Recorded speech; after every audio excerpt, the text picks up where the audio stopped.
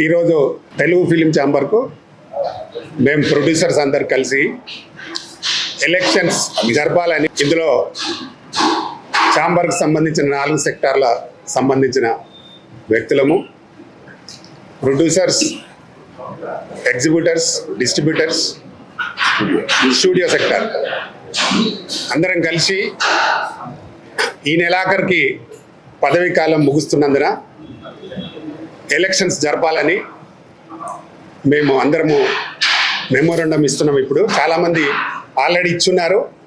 ఈరోజు కూడా మేము ఒక 50-60 మంది కలిపి ఈరోజు ఇస్తున్నాము. ముఖ్యంగా ఎలక్షన్స్ పోస్ట్పోన్ చేయాలంటే దానికి ఒక మా బైలాలో ఒక రూల్ ఉంది. తెలుగు ఫిలిం ఛాంబర్లో జనరల్ బాడీ మీటింగ్ జరిపితే కానీ ఏదైనా ఎక్స్టెన్షన్ తీసుకోవాలి. అసలు ఎక్స్టెన్షన్ చేసే లేదు బైలాలో. ఎక్స్టెన్షన్ చేయడానికి ఏదైనా అనివార్య పరిస్థితులు వస్తే దానికి జనరల్ బాడీ మీటింగ్ పెట్టి ఒక 24-25 రోజుల ముందు మీటింగ్ పెట్టి మనం ఇలా ఎక్స్టెన్షన్ చేసుకుందామో వద్దా అని అందరు డిసిషన్ తీసుకొని చేయాలి. అలా కాకుండా లాస్ట్ జరిగిన ఈసీ మీటింగ్లో మేము ఎలక్షన్స్ పోస్ట్పోన్ చేస్తున్నామని ప్రకటించడం, దాన్ని సి కళ్యాణ్ గారు, అశోక్ కుమార్ గారు, మోహన్ గౌడ్ గారు, ఇంకా కొందరు ఈసీ మెంబర్ రామారావు గారు, రామదాస్ గారు, ఇంకా కొందరు ఈసీ మెంబర్లు అపోజ్ చేసినారు మీటింగ్లో కూడా. ఇది పద్ధతి కాదు, అలా చేయొద్దని. ఎవరో ఈసీ మీటింగ్ రాని ఒక వ్యక్తి ఒక లెటర్ పెట్టాడు. ఏమనంటే ఎలక్షన్స్ పోస్ట్ పోన్ చేయండి. ఆ వ్యక్తి ఈసీ మీటింగ్కే రాలే. ఎక్కడో వైజాగ్ మరి ఈస్ట్ గోదావరి నుంచో పెట్టాడు ఆయన. ఓకే, ఆయనకు పెట్టే అర్హత ఉంది, కానీ వీళ్ళు దాన్ని పరిశీలించాలి, కరెక్ట్గా పరిశీలించాలి కదా. ఇక్కడ ఉన్న మెంబర్స్ ఏమో వద్దన్నా, ఆయన ఎవడో లేనతని వ్యక్తి దాన్ని పాటించి పోస్ట్పోన్ చేయాలని డిసైడ్ చేశారని మేము పత్రికలలో చూసాం. మా ఈసీ మెంబర్లు కూడా చెప్పారు. అది 100% మా బైలాకు విరుద్ధం. ఎట్టి పరిస్థితిలో ఎలక్షన్స్ జరగాలని మేము అందరము సీరియస్గా అడుగుతా ఉన్నాము. ముఖ్యంగా ఈ ఎలక్షన్స్ పోస్ట్పోన్ చేయడానికి చాలా కారణాలు కనబడతా ఉన్నాయి. ఇక్కడ చిత్రపూరి కాలనీలో కొంత ల్యాండ్ ఉంది. అది ఎప్పుడో మనకు పుణ్యాత్ముడు శ్రీ ప్రభాకర్ రెడ్డి గారు పోరాడి సాధించిన ల్యాండ్. అది గవర్నమెంట్ ఉచితంగా ఇచ్చింది. దాంట్లో చాలా ఇండ్లు కట్టారు. మందికి ఫ్రాడ్ జరిగిందని అందరికీ తెలుసు. కేసులు నడుతున్నాయి. చిత్రపూరి కాలనీ ప్రెసిడెంట్ పైన, అనిల్ పైన దాదాపు 10-15 కేసులు నడుతున్నాయి. అయినా ఇప్పుడు 4.5 ఎకరాలలో చిత్రపూరి కాలనీలో చాలామంది కార్మికులకు ఇంక ఇండ్లు రాలే. చాలామంది డబ్బులు కట్టిన వాళ్ళకి ఇండ్లు ఇవ్వలే. నాకే ఒక 15 మంది వచ్చి చెప్పారు, సార్ మేము 33 lakhs కట్టాం, 3 bedroomకి మాకు ఇవ్వలే. ఒక 15 మంది చెప్తున్నారు నాకు. వాళ్ళకి డబ్బులు రిటర్న్ ఇవ్వలే, ప్లాట్ ఇవ్వలే. అట్లా ఒక 15 మంది ఎడుతున్నారు. చాలామంది కార్మికులకు ఇవ్వకుండా బయట వాళ్ళకి అమ్ముకున్నారు. ఇప్పుడు దాన్ని 7,000 స్క్వేర్ ఫీట్ లాగా అమ్మాలని ఓపెన్ మార్కెట్ పెట్టారు. ఇది ఎంతవరకు కరెక్ట్? ఏమనంటే మాకు ప్రభుత్వం చెప్పింది, మేము చేస్తున్నామని చెప్తున్నారు బయట. అది తప్పు. ప్రభుత్వం ఇప్పుడు కూడా సామాన్యుల కోసమే సపోర్ట్ ఉంటుంది. మీలాంటి కొందరు అంటే డబ్బులు సంపాదించుకునే దళారులకు సపోర్ట్ ఉంటుంది ప్రభుత్వం. ఏ ప్రభుత్వం అయినా. దాన్ని మా ప్రత్యేకమైన డిమాండ్ ఏంటంటే ఆ 4 ఎకరాలు ఇక్కడ ఉండే 24 క్రాఫ్ట్స్ ఉండే కార్మికులకు మాత్రమే ఇవ్వాలి. ఆ 7,000 రూపాయలకి సేఫ్టీ అనే ఎవ్వరు కూడా కొన్నారు. ఇండస్ట్రీలో ఏ కార్మికుడు కొనడు. దాన్ని ఛాంబర్కు లింక్ చేస్తారు. ఎవరో డబ్బులు కట్టి లాస్ అవుతారు. ఛాంబర్ బాధ్యత వహించదు కదా. ఛాంబర్కి ఏం సంబంధం అసలు? చిత్రపూరి కాలనీ అనేది ఓన్లీ కార్మికులకు సంబంధించిన అది. దానికి ఛాంబర్కి ఏం సంబంధం? దానికోసం ఛాంబర్ను ఎలక్షన్ పోస్ట్పోన్ చేయడం ఏంది? ఇది కరెక్ట్ కాదు. చాలా విషయాలలో కొందరు దీని మీద ఇప్పుడు చాలా పెద్ద నిర్మాతలు కూడా కొందరు 4-5 రాజీనామా కూడా చేసారు. ఆ త్వరలో అది కూడా ఈరోజు బయటకు వస్తుంది ఎవరనేది. కాబట్టి ఆ రాజీనామా చేసిన ప్రొడ్యూసర్ కూడా నా థ్యాంక్స్. తప్పకుండా అందరం కలిసి తెలుగు ఫిలిం ఛాంబర్ని కాపాడాలి. దానికి మేమందరము మేము వెన్నుదంటుంటాం. ఖచ్చితంగా ఎలక్షన్ జరగాలి. అది నా డిమాండ్. అలాగే చిత్రపూరి కాలనీలో ఉన్న ల్యాండ్కు ఛాంబర్కు సంబంధం పెట్టద్దు. నమస్తే, థ్యాంక్ యూ. పేరు బసిరెడ్డి, మాజీ తెలుగు ఫిలిం చేంబర్ ఆఫ్ కామర్స్కు అధ్యక్షునిగా ఉన్నాను. మా టైంలో 11 సంవత్సరాలు వేచి ఉన్న కార్మికులకు 30% వాళ్ళ వేతనాలు పెంచడానికి నేను చాలా సహకరించి, మా కమిటీ అంతా సహకరించి వాళ్ళకు అవకాశం ఇప్పించినందుకు వాళ్ళకందరికీ ధన్యవాదాలు. ఇకపోతే ఈ ఎలక్షన్ విషయంలో నాకు చాలామంది ఫోన్ చేసి, సార్ మీరు అధ్యక్షులు ఉంటారు కదా, మీరు దీన్ని వ్యతిరేకించాలి అని చెప్పానంటే నేను బై పాయింట్ చెప్తానండి. there are 48 ఈసీ మెంబర్స్ ఉంటారు who are eligible for voting. 48లో 38 ప్రజెంట్ అయ్యారంట ఆ ఈసీ మీటింగ్కు. అందులో 34 మంది ఒక వ్యక్తి రాసిన లెటర్, ఒక ఈసీ మెంబర్ రాసిన లెటర్ బట్టి దీన్ని పోస్ట్పోన్మెంట్ చేయాలి. ఎందుకంటే ఈ 2 గవర్నమెంట్లు ఇప్పుడు ఉన్న కమిటీకి చాలా సన్నిహితంగా ఉన్నారు కనుక వీళ్ళనే కంటిన్యూ చేస్తే బాగుంటుంది అని చెప్పని అన్నారంట. అని ఆ ఉత్తరం పెట్టుకుంటే దానికి 34 మంది ఫేవర్గా చేశారు, 4 వ్యతిరేకించారు. అందులో సి కళ్యాణ్ గారు ఒకరు, అశోక్ కుమార్ గారు ఒకరు, మోహన్ గౌడ్ గారు ఒకరు, రామదాస్ గారు 4 వ్యతిరేకిస్తే 34 మెజారిటీ అని చెప్పని దానికి దక్కన్ క్రానికల్ కూడా స్టేట్మెంట్ ఇచ్చేసేసి ఎలక్షన్లు పోస్ట్పోన్ కానీ డిసిషన్ జరిగింది అని అన్నారు. అది తప్పు sir. To start with the process, bylaws నేను ఉన్నప్పుడే చేంజ్ చేయాలని చెప్పని ప్రయత్నం చేస్తే దాన్ని కూడా ఆపారు. బైలాస్లో చాలా తప్పులు కూడా ఉన్నాయి, అవి సరిదిద్దుకోవడానికి ఎన్నోసార్లు చేసిన ఈ అధ్యక్షుని కూడా నేను మొన్న వచ్చినప్పుడు నేను లెటర్ పెట్టుకున్నప్పుడు ఏమని ఈ ఎలక్షన్లు జరగాలి అని చెప్పాను. పెట్టుకున్నప్పుడు అడిగితే అధ్యక్షుడిని అది కానిస్తలేరు సార్, ముందు కోనిస్తలేరు సార్ అని. ఎందుకంటే కొంతమందికి ఎక్కువ ఓట్లు ఉన్నాయి, అవి ఒక్కొక్క ఓటే ఉండాలి అని చెప్పనే దాంట్లో నేను ఒకటి ప్రపోజ్ చేసింది. అలా చాలా ఉన్నాయిలేండి. మా studio sector requirements completely wrong అండి అందులో. సో దాన్ని అన్నీ సరిదిద్దాలని ప్రయత్నం చేశాము. దాన్ని ముందుకు పోకుండా చాలామంది ఈ డబల్ ఓట్లు ఉన్నోళ్ళు, ఎక్కువ ఓట్లు ఉన్నోళ్ళు దాన్ని తప్పుగా అబ్జెక్ట్ చేసుకుంటూ దాన్ని ఆపుకుంటూ వచ్చారు. ఇది సంవత్సరం నుంచి నడుస్తుంది ఈ విషయం. ఇకపోతే ఈ ఎలక్షన్ విషయంలో చూసుకుంటే ఇది ఎటువంటి పరిస్థితుల్లో అప్పుడు దాంట్లో డక్కన్ క్రానికల్లో నా పేరు కూడా పెట్టారు. ఏమని, బసిరెడ్డి ఉన్నప్పుడు కూడా ఎలక్షన్లు పోస్ట్పోన్ అయినాయి కదా అని చెప్పాను. అరే బసిరెడ్డి నేనున్నప్పుడు కరోనా ఉండేది, కరోనా ఉండింది ఇనిషియల్ స్టేజెస్లో. దాని తర్వాత దాన్ని పోస్ట్పోన్ చేసుకుంటూ వచ్చారు, ఎందుకంటే ఎవరు గ్యాదరింగ్ కాలేరని చెప్పని. దాని తర్వాత ఎప్పుడైతే కరోనా లిఫ్ట్ అయిపోయి ఇది వచ్చేసి 50 మెంబర్స్ వరకు రావచ్చు అని అంటే అప్పుడన్నా ఎలక్షన్లు పెట్టవచ్చు కదా అంటే, ఎవరైతే ఈ డక్కన్ క్రానికల్ది చాలామందికి ఫార్వర్డ్ చేశారో ఆ వ్యక్తి ఇప్పుడు ఇంకా ఆఫీసర్గా కూడా ఉన్నారు. అప్పుడు కూడా ఆయన ఈసీ మెంబర్గా ఉండే అతనే ఎక్కువ అబ్జెక్షన్ చేసి గందరగోళం చేసి లేదు రానికి వీల్లేదు కానికి వీల్లేదు అని అన్నాడు. మీరు అప్పటి ఒకవేళ ఎవరికైనా ఫర్దర్ ఇన్వెస్టిగేషన్ చేసేది ఉంటే అప్పటివి మీరు మినిట్స్, ఈసీ మీటింగ్ మినిట్స్ చూస్తే అందులో క్లియర్గా ఉంటుంది. ఎన్నోసార్లు నేను వ్యతిరేకిస్తూ వచ్చాను, అయినా దాన్ని పోస్ట్పోన్ చేసుకుంటూ అతను స్వర్గీయుడైనాక కూడా ఇమ్మీడియట్గా అప్పుడే, ఎందుకంటే ఇది 2 సంవత్సరాలకు ఒకసారి అవుతుందండి, సంవత్సరం ప్రెసిడెంట్ చేంజ్ అవుతాడు. సో ఆ 2 ప్రెసిడెంట్ల కొరకు ఉన్నది ఆసారి ఎవరైతే ఉన్నారో ఫస్ట్ ఎగ్జిబిటరు తర్వాత స్టూడియో సెక్టర్. సో ఎగ్జిబిటర్ అతను పోయిన తర్వాత ఆటోమేటిక్గా స్టూడియో సెక్టర్ నుంచి ఎవరైతే గెలిచి వచ్చారో వాళ్ళకు అవకాశం ఉండాలి. అది కాకుండా మధ్యలో ఎవరు వైస్ ప్రెసిడెంట్ కూడా కొన్ని దినాల కొరకు ప్రెసిడెంట్గా చేశారు. అది కూడా ఇల్లీగల్. అప్పుడు నేను చెప్తే కూడా అది ఏంటంటే సార్, కొంతమంది వృత్తాప్యత్యం, అది మొనాపలిస్టిక్ వ్యూస్తోనే చేసుకుంటూ పోతున్నారు. అది ఎందుకు అందరు సహకరిస్తున్నారో నాకే అర్థం కాదు. ఒకరిద్దరు మొనాపలిస్టిక్లో వెళ్తే తతిమ 46 మందికి ఏమైంది అని అనిపిస్తుంది. ఎందుకు ఏమి అనేది నాకైతే అర్థం కాలేదు. అధ్యక్షునిగా ఉన్నప్పుడు కూడా అర్థం కాలేదు నాకు. అది మంచిది కాదు సొసైటీకి, మన ఆర్గనైజేషన్కి అని చెప్పి నా అభిప్రాయం. ఇకపోతే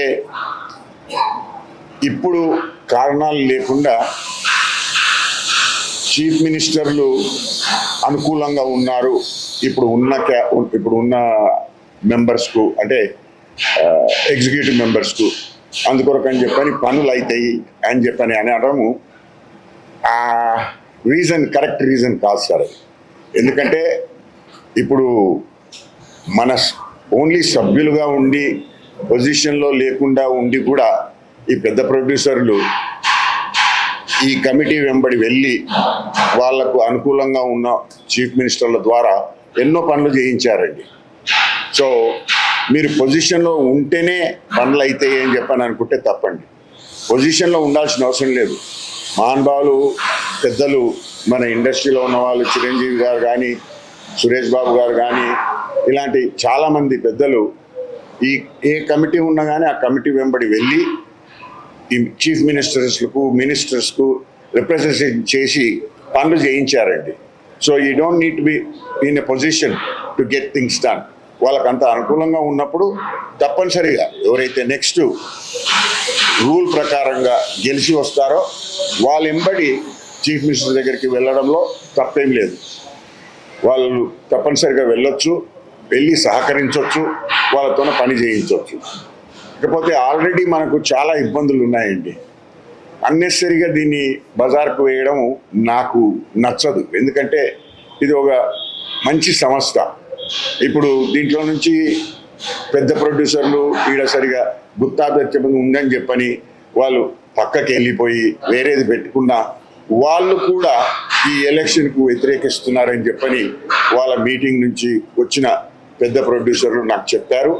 ఒక అతను ఎవరైతే ఇప్పుడు ఆల్రెడీ మన చేంబర్లో కూడా ఎగ్జిక్యూటివ్ మెంబర్గా ఉన్నారో అతను రిజైన్ చేసి కూడా పంపించారు. రిజైన్ అంటే after 30th of July I don't want to continue, ఎందుకంటే we were elected for only 2 years అని ఆయన లెటర్ పంపించారంట.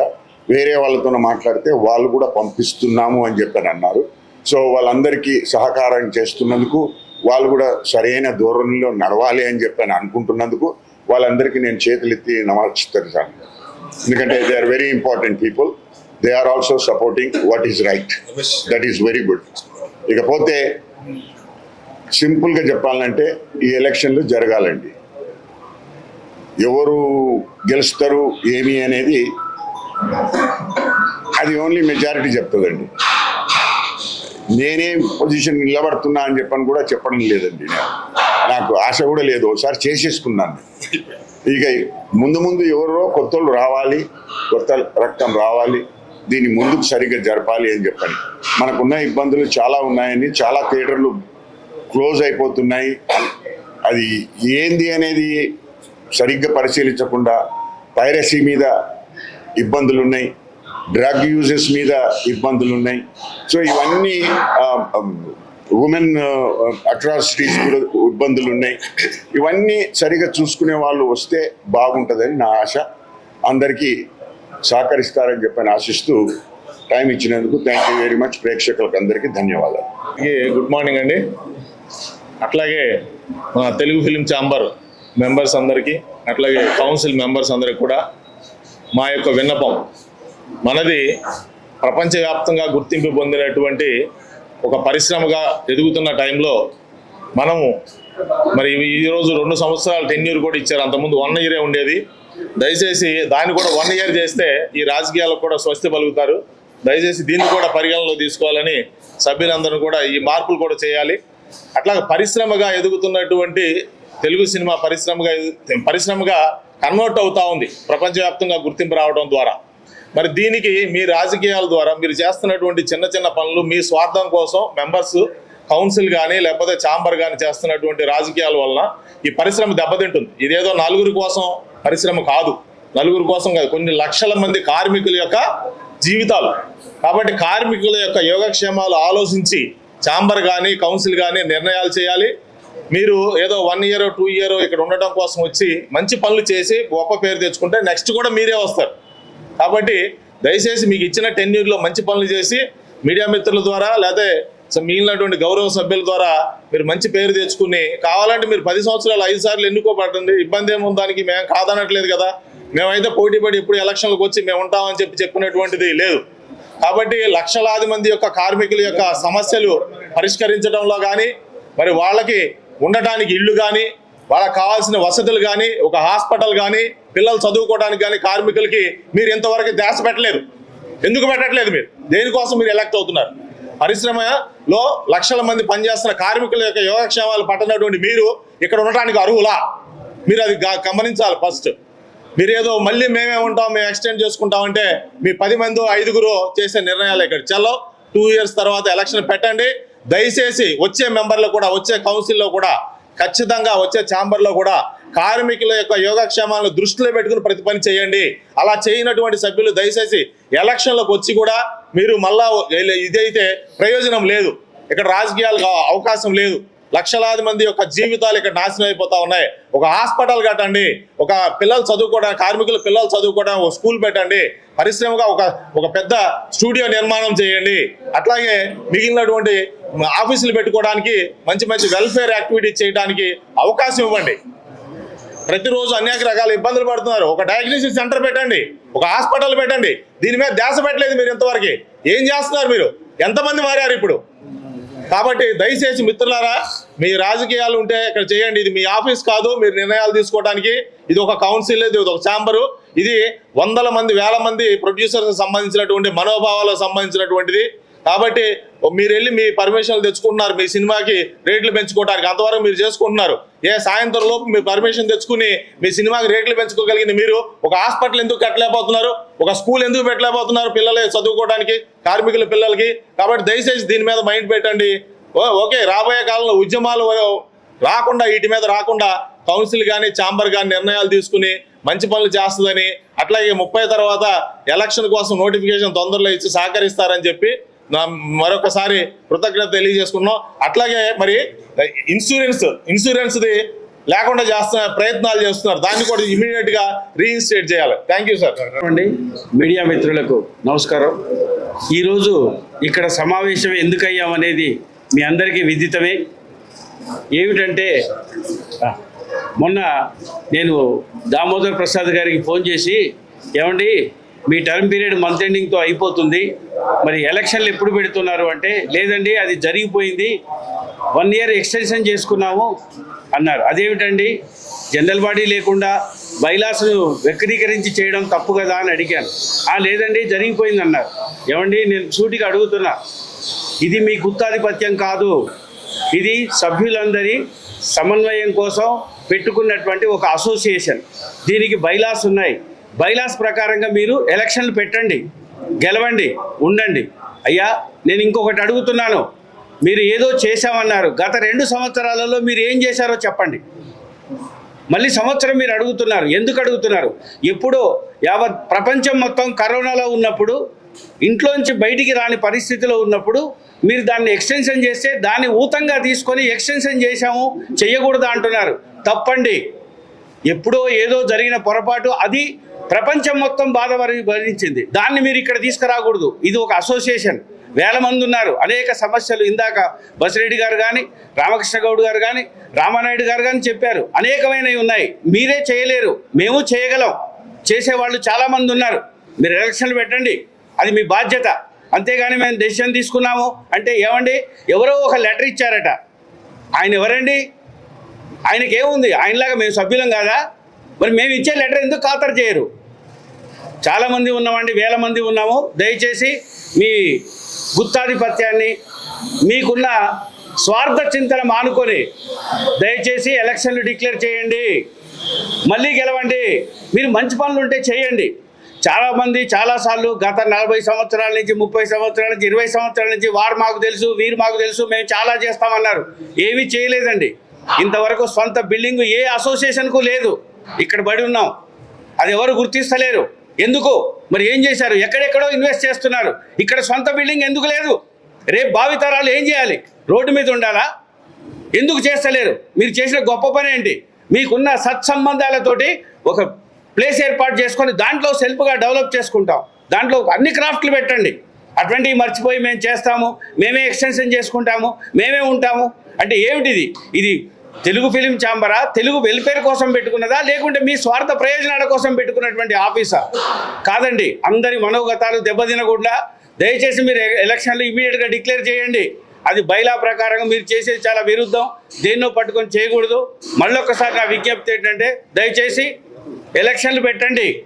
ఇది నా విన్నపం. నమస్తే. నా పేరు గురురాజ్. ఈరోజు అంటే ఎలక్షన్స్ పెట్టాల్సినటువంటి సమయం వచ్చింది కాబట్టి ఎలక్షన్స్ పెడతారు అని మేమందరం కూడా ఎదురు చూసాం. మరి ఎవరో ఈ ఎలక్షన్ని ఎక్స్టెండ్ చేయండి అని చెప్పి ఏదో లెటర్ పెట్టారని 100% నాకైతే తెలిసి అతను ఎవరో పెట్టలేదండి. ఎవరు పెట్టలేదు, వీళ్ళే రాయించారు.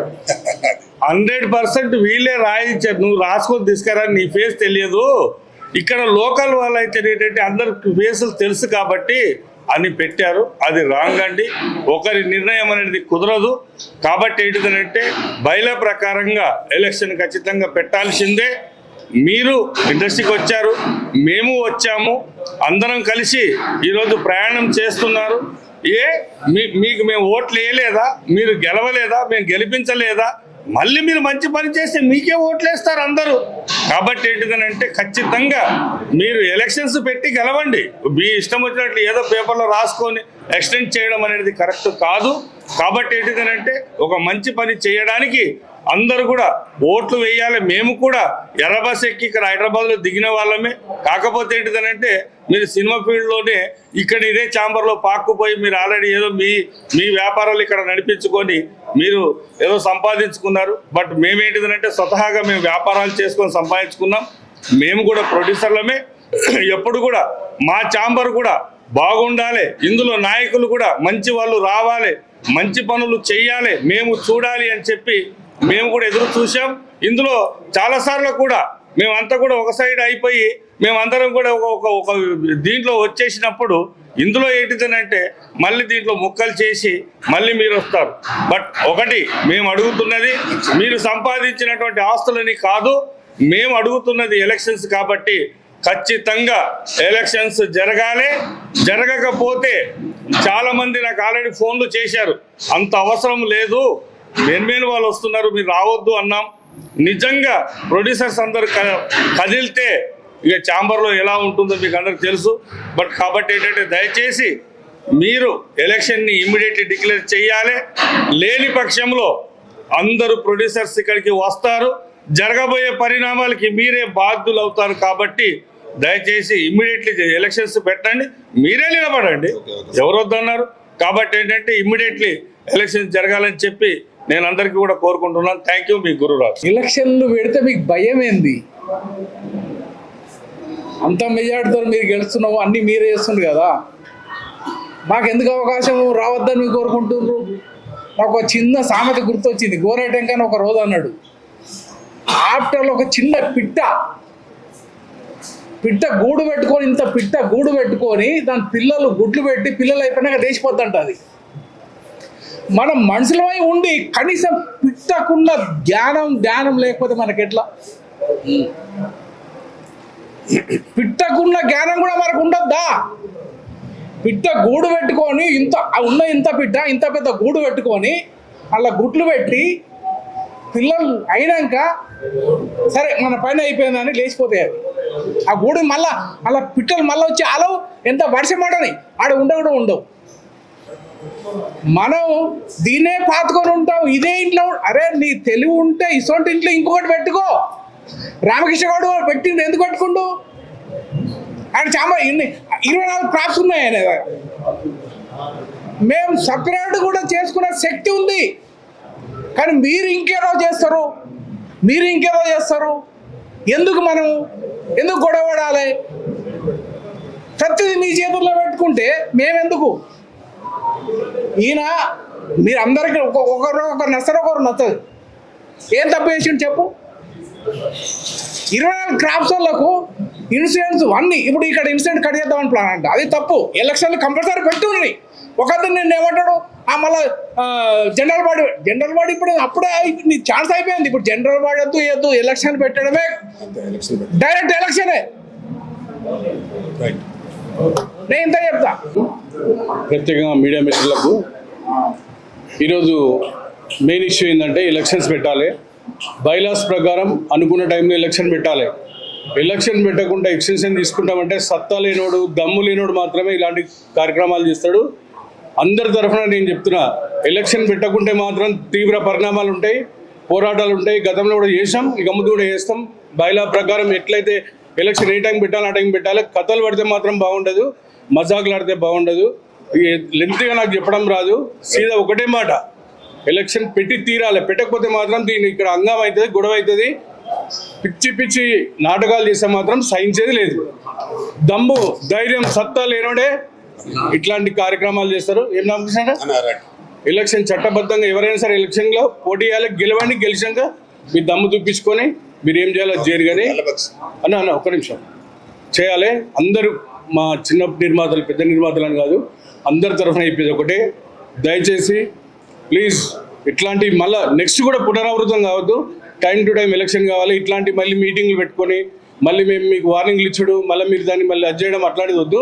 దయచేసి ఎలక్షన్ నిర్వహించాలి, టైం టు టైం ఎలక్షన్ నిర్వహించాలి. ఇప్పుడు కాదు, ఎప్పుడు కూడా జీవితాంతం ఎలక్షన్ నిర్వహించి మీరు బాడీ అనేది ఎలక్ట్ కావాలని చెప్పి ఈ సందర్భంగా తెలియజేస్తున్నాం. అందరికీ నమస్కారం. చాంబర్లో ఎలక్షన్, చాంబర్లో ఎలక్షన్, చాంబర్లో ఎలక్షన్, చాంబర్లో ఎలక్షన్, చాంబర్లో ఎలక్షన్. యాక్చువల్లీ మా నిర్మాతలందరూ కూడా బైలాస్ ప్రకారంగా ఎలక్షన్స్ అయిపోయినా కూడా ఈసీ మాత్రమే డిసైడ్ చేసి ఎలక్షన్స్ కాకుండా 1 year ఎక్స్టెన్షన్ ఇద్దామని చెప్పినారు. అయితే అది బైలాస్కి విరుద్ధంగా ఉన్నది. ఇది న్యాయబద్ధ పోరాటం కాబట్టి మరి మీరు కూడా జాయిన్ కావాలంటే నేను కూడా రావడం జరిగింది. అయితే ఇక్కడ అంశం ఏంటంటే బైలాస్ అంటే గొప్పది ఏది కాదు. బైలాస్ అంటే మన కాన్స్టిట్యూషన్ లాంటిది, రాజ్యాంగం లాంటిది. ఇప్పుడు ఇక్కడ వాళ్ళను మనం అప్పీల్ చేసే అవసరం లేదు, ఏం లేదు. ఎప్పుడైతే 31st అయిపోతుందో, ఎప్పుడైతే ఈ డేట్ అయిపోతుందో ఇమీడియట్గా మొత్తం స్తబ్దత, మొత్తం లాక్ వేసేసి మళ్ళీ ఎలక్షన్ నిర్వహించే మనం మళ్ళీ ఛాంబర్ ఓపెన్ చేస్తాం. ఆ లోపు ఇక్కడ ఉన్న కమిటీ మాత్రం ఇమీడియట్గా ఏవైతే ఫార్మాలిటీస్ ఉంటాయో అవన్నీ కూడా మొదలు పెట్టాలని చెప్పి మేము విన్నవిస్తున్నాము. ఒకవేళ దీన్ని వాళ్ళు ఈసీలు ఆల్రెడీ ఉన్నారు కాబట్టి ఆ అవకాశాన్ని యూజ్ చేసుకొని మనం ఎక్స్ప్లాయిట్ చేస్తామంటే వాళ్ళు ఎక్స్టెన్షన్ చేయడానికి కారణం ఏందనేది కూడా మాకు తెలుసు. అవన్నీ బయట పెట్టే పరిస్థితి ఉంటుంది. అసలు కారణం ఏందట అంటే మద్దినేని రమేష్ది నాకు ఒక మెసేజ్ వచ్చింది. చిత్రపురి కాలనీలో ఒక భూమి మిగిలి ఉన్నదట, 4.5 ఎకరాల భూమి మిగిలి ఉన్నదట.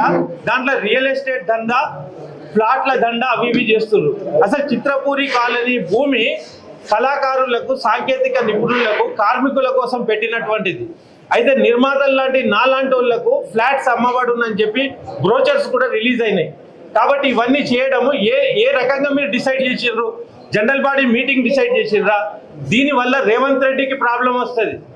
వీళ్ళు చేసే వ్యవహారాలన్నీ కూడా అక్కడ సీఎం కుర్సీ 100% కదిలిపోయేటట్టు ఉన్నది. ఎందుకంటే FDCల దిల్ రాజును పెట్టిన తర్వాత గద్దర్ అవార్డ్స్ అనేది ఇచ్చిండ్రో మొత్తం బోకస్ ఒక స్కామ్ నడిచింది. ప్రపంచంలోనే అప్లికేషన్స్ తీసుకోకుండా చేసిన అవార్డ్స్ ఇవే. అప్లికేషన్ తీసుకోకుండా అవార్డులు ఇచ్చుడంటే ఏంది? అది ఎవరికి ఇష్టం వచ్చినందుకు వాళ్ళకి ఇచ్చేసిండ్రు, గద్దర్ అవార్డు అని చేసిండ్రు. దాంట్లో ముఖ్యమంత్రిని పిలిచిండ్రు. ముఖ్యమంత్రికి టీడీపీలో ఉన్నప్పుడు కొంతమందితో పరిచయాలు ఉండొచ్చు గాక, కానీ ఆయనకు కూడా రూల్స్ తెలివై ఇండస్ట్రీ. కాబట్టి ఎవరైతే FDC చైర్మన్గా ఎవరైతే నియమించిండ్రో వాళ్ళు మొత్తం అవగాహన రాహిత్యంగా మొత్తం చెత్తగా నిర్వహించేసి అక్కడ తెలంగాణ ప్రభుత్వాన్ని అపకీర్తి చేసిండ్రు.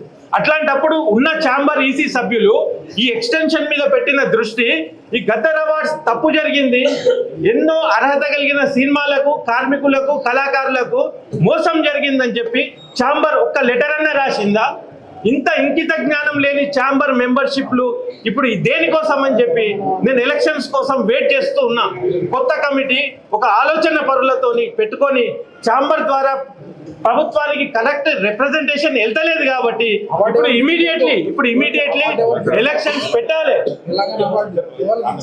కాబట్టి ఇప్పుడు ఇక్కడ ఏంటంటే జ్యూరీ కమిటీలలో కూడా మురళీమోహన్ ని తర్వాత ఎవరు జయసుధాన్ని పెట్టిండ్రు. వాళ్ళు ఏమైనా బుద్ధిజీవుల, ఆలోచన పరుల? వాళ్ళు జస్ట్ ఒక ఆర్టిస్టులు, ఒక సినిమాకు కాస్టింగ్ వేసినట్టు వేసిర్రు. అది తర్వాత అవార్డు ఏమో గద్దర్ అవార్డు. సినిమాలు ఎవరికి ఇచ్చిర్రు? ఒక భూతకం, ఒక మతకల్లో సృష్టించే బీజేపీ సినిమాకి ఇస్తారా? అది కూడా కాంగ్రెస్ లౌకికవాదం అని చెప్పి. ఆ తర్వాత పుష్ప లాంటి సినిమా వాళ్ళ రెగ్యులేషన్స్ నెంబర్ 2లోనే అది అనర్హత. ఎందుకంటే ఇల్లీగల్ సినిమాలను అవార్డులకు తీసుకోరని ఉన్నది. అది కమర్షియల్ సినిమా.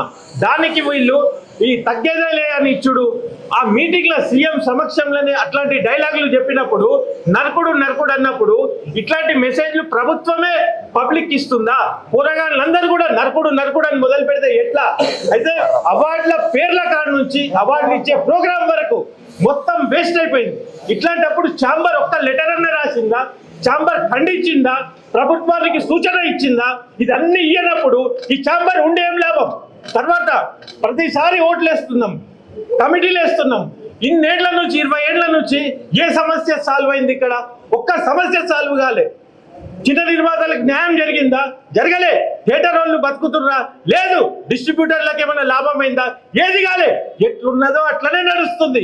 కాబట్టి ఇప్పుడు మేము కూడా ఇంటర్ఫియర్ అవుతాం. ఇంతకు ముందు ఎప్పుడు కూడా మేము ఛాంబర్ ఎలక్షన్లలో అంతా పట్టుకోలే. మేము తెలంగాణ ఉద్యమానికి అంకితమై పనిచేసిన వాళ్ళం. ఇప్పుడు మా దృష్టి మొత్తం తెలుగు ఫిలిం ఛాంబర్ మీదనే ఉంటది. మొత్తం తెలంగాణ ఉద్యమకారులు కూడా ఇక్కడనే బైఠాయిస్తారు. ఇక్కడ నుంచి ఇవన్నీ సాగవు. చిన్న నిర్మాతలకు, చిన్న ఎగ్జిబిటర్లకు, డిస్ట్రిబ్యూటర్లకు అందరికీ న్యాయం కల్పించడానికి ఇక పోరాటం ఉంటుంది మాది. కాబట్టి కొత్త ఎలక్షన్లు రావాలి, కొత్త కమిటీ రావాలి, ఈ దిశలో పనిచేయాలి. కానీ అదే మూస ధోరణిలా చీరలలో కూర్చొని సొమ్ము సంపాదించి స్కాములు చేసే ప్రక్రియలు బంద్ చేయాలి. ఇది నాది హెచ్చరిక. ఒకవేళ ఇది జరగనప్పుడు మీరు ఉద్యమాన్ని మేము ఇక్కడి నుంచే పిలిపిస్తాం. జై తెలంగాణ. సీఎం టైం తీసుకొని దీని మీద రిప్రజెంటేషన్ కూడా ఇవ్వాలనుకుంటున్నాము. ఎందుకంటే ఛాంబర్ కు సంబంధం లేని ఇంటర్పూరి కాలనీ ప్లాట్లను ఛాంబర్ కు అంటగట్టడం 100% తప్పు. దీని మీద సీఎం కూడా కలిసి సీఎం కు మెమోరాండం కూడా ఇవ్వదలుచుకున్నాం. త్వరలో తప్పకుండా ఎలక్షన్ జరపాలనేది మా ఫైనల్. అందరికీ